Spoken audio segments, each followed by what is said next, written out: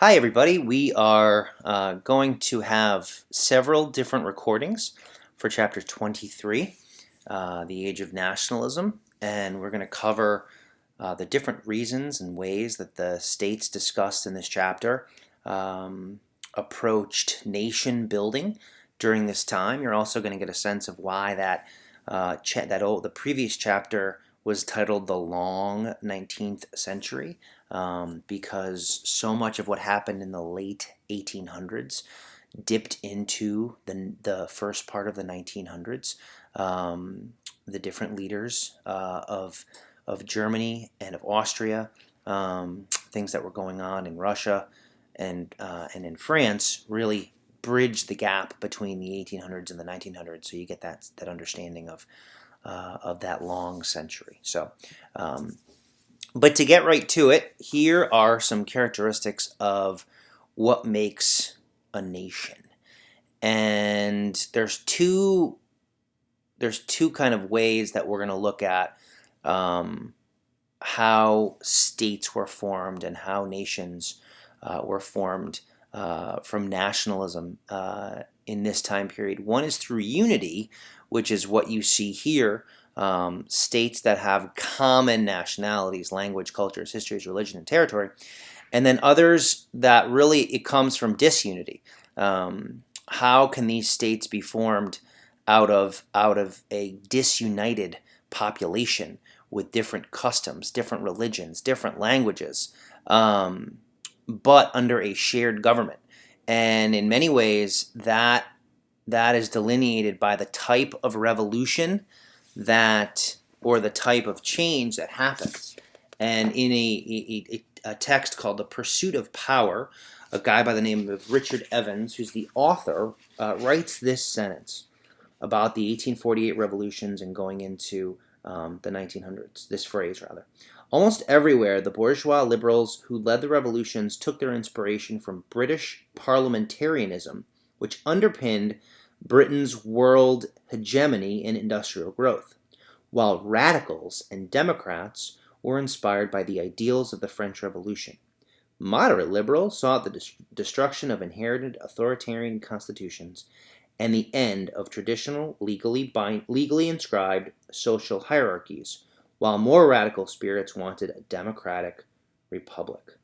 Whoa, that's heavy, right? So you've got radicalism, you've got moderation, you've got conservatism, which occurs in several of the nations, and conservatism drives nation building in places like Germany, Russia, and Austria.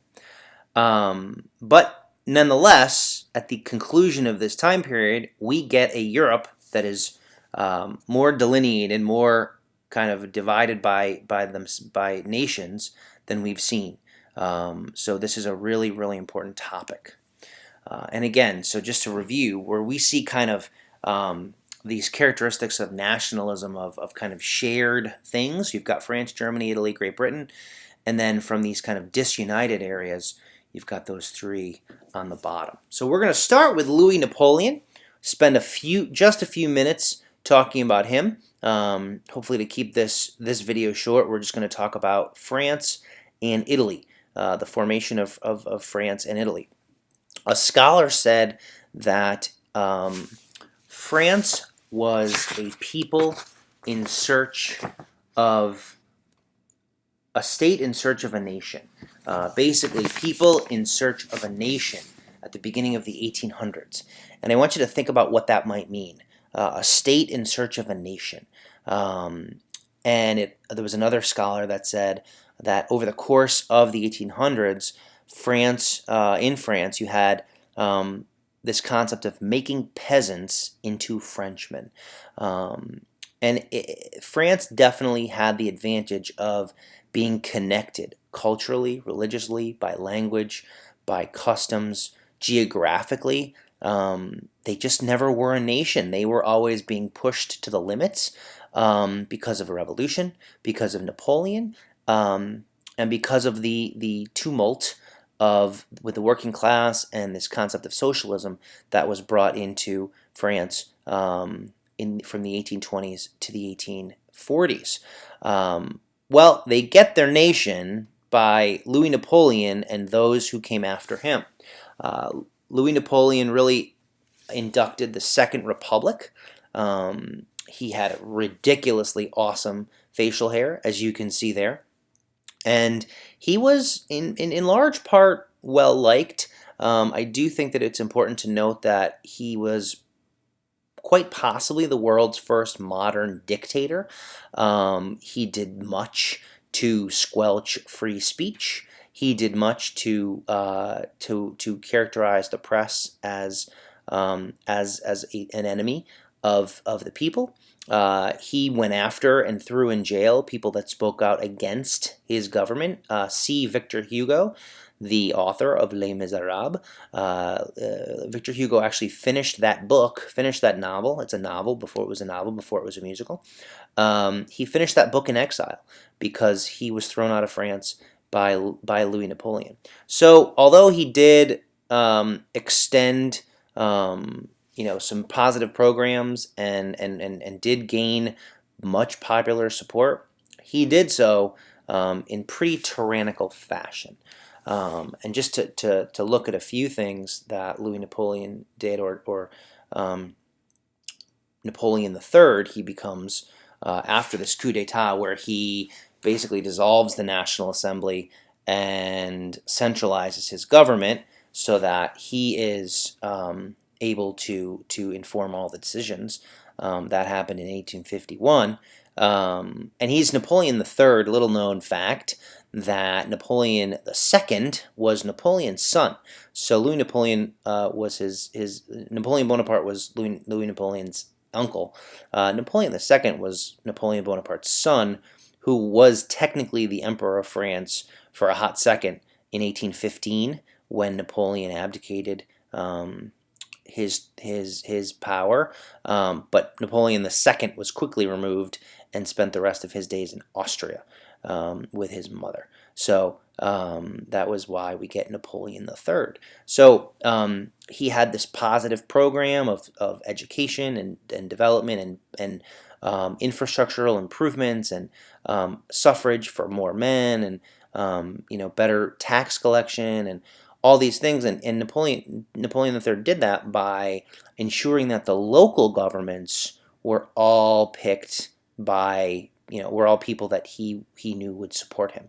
So what we would consider like mayors and state quote unquote representatives were all basically in his pocket. So he knew what was going to be going on all over France.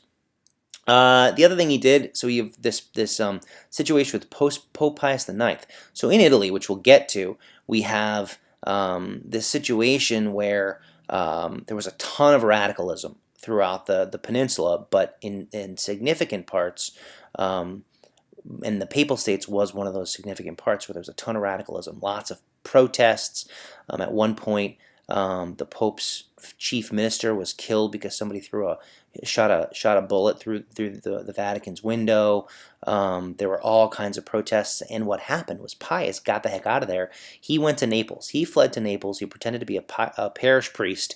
He dressed up kind of in common clothes and got out of there in a carriage. And Pope Pius IX spent a good chunk of his time outside of Rome. Well, Napoleon III, because of Napoleon's desire to befriend more of the Catholics in France and make sure that they knew that he was on their side, he brought Pius IX back to the Vatican and back to the Papal States, and France controlled the Papal States for some time up until about 1860. So that was that. That Napoleon III did that more because of the number of Catholics living in France, and he wanted to get them on his side. France also experienced significant economic gains domestically during that time. More industry was built up, more people were put back to work, and after years of agrarian slowdown and industrial slowdown, France was getting back onto the right foot until about 1860, when Louis Napoleon just couldn't deal with or couldn't cope with the face of liberalism that kept coming back to him, and he finally started to cave. He was sickly and signed a constitution that gave more power to the National Assembly, and eventually the Franco-Prussian War was his final undoing. So he was about 20 years as head of state in France, and during that time, it definitely during the Second Republic, it definitely you know became more of a state, more of a nation than France had been before. But it ended with Napoleon abdicating and basically being ousted and having to leave Paris and spending the rest of his days not as emperor. But nevertheless, you did have a significant nation building during that time. You Again, these are just some reviews of how Napoleon III really balanced. It didn't really balance authoritarianism with liberalism, with more of a democratic way of government. And he just kind of he lost control of the French population. One thing that happened as time went on, and we're kind of skipping ahead here because we had the Second Republic and then we have the Third Republic. And during the Third Republic, you get a lot more of control of the National Assembly, and we're not going to go too much into it, but there was a definitely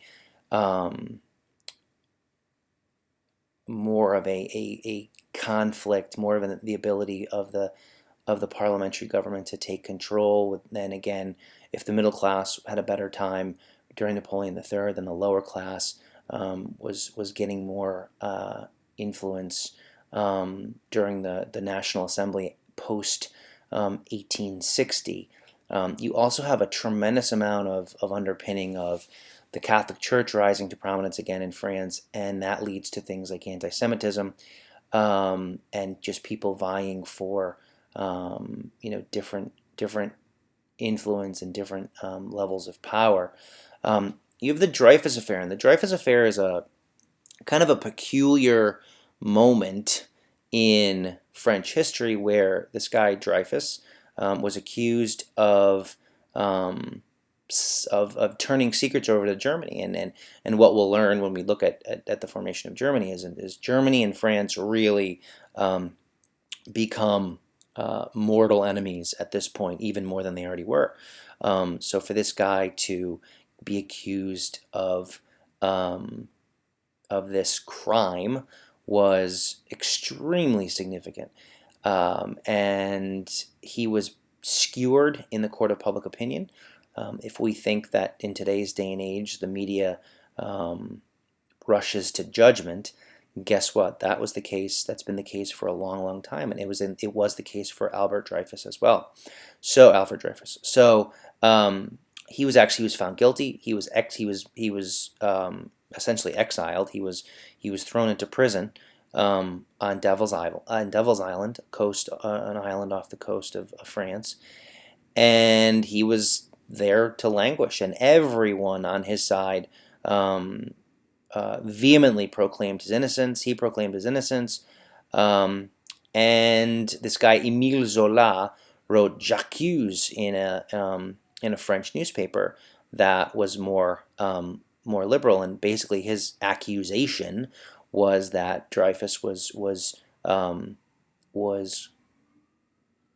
called out and was found guilty because he was Jewish, because of the anti-Semitism of the day, and because that he needed the church needed a scapegoat, and he was it. And what ended up happening was he was found innocent. There was evidence. There was clear evidence that he did not turn over information to the Germans, and he was allowed to to be free after that. So the Dreyfus Affair really really points out the divide of people, of cultures and nationalities and ethnicities in France and elsewhere, in the face of kind of different groups vying for prominence and this distrust that was there, and the anti-Semitism we're going to see, of course, is going to take us all the way through, through the Holocaust. But that's just kind of a not an aside, but an important point. It was just this national story in France, and again, if we think that the media blows things in a different direction and portrays things incorrectly today, they have been doing so for quite some time. All right, that is France. We are going to stop there, and next we will have the unification of Italy, the Risorgimento.